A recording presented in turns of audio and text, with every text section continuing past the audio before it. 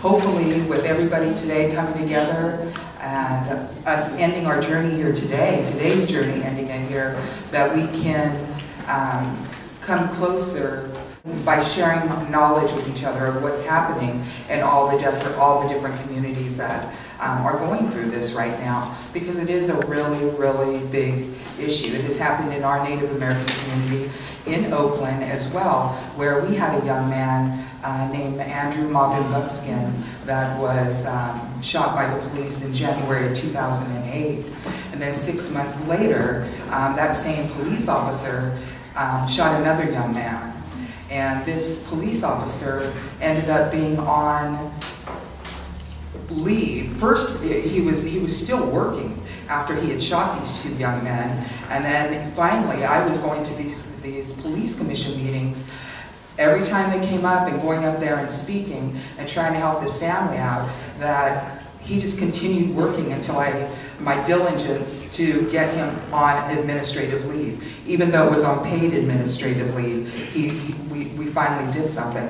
And I worked with also, at that time, the assistant police chief, Detective Israel, actually I think he was a detective at Israel, who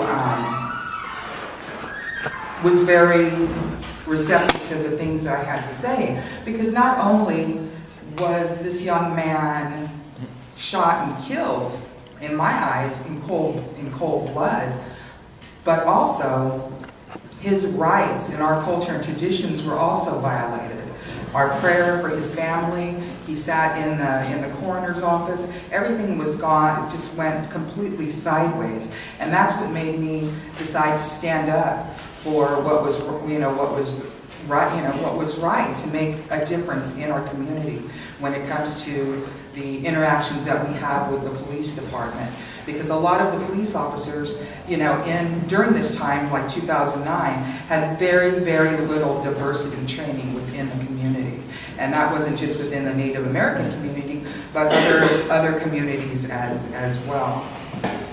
So I just wanted to share that with you. I also want to thank Madi for always, getting in the midst of the community to make sure that people know about what is really happening here on the streets that I like to call my urban res. I was born and raised here in San Francisco. I'm 100% Native American, half Caddo, half Cheyenne Arapahoe Nation. And I was born and raised in San Francisco. I've never been on the res, so that's why I go by the name of UrbanRezLife, to let people know that we are still here. And that we are, our culture and traditions. I may not be from the res, but my culture and my traditions were instilled in me, in my heart.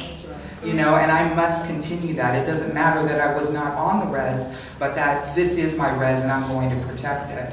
And that's why Alcatraz is a really big deal to me as a child, growing up there with my mom, my uncle, my aunt, doing something that would better our community. A lot of people do not realize that here in the Bay Area, a lot of change happened for my people, for Native Americans. And there's just a lot of history. And so this month, actually today, we celebrate two things. We celebrate the Day of the Dead to honor our people that have gone on to another journey. But we also start the beginning of Native American Month. So I really encourage you guys to take a moment, Google Native Americans, to try to find out something that's going on that had happened here in the Bay Area, because a lot of history is here in this Bay Area, and especially in this neighborhood. Our first American Indian Center, besides our Intertribal Friendship House in Oakland, was right down the street here on Valencia. So we have a lot of strong ties. So with that being said, I would like everybody to stand up.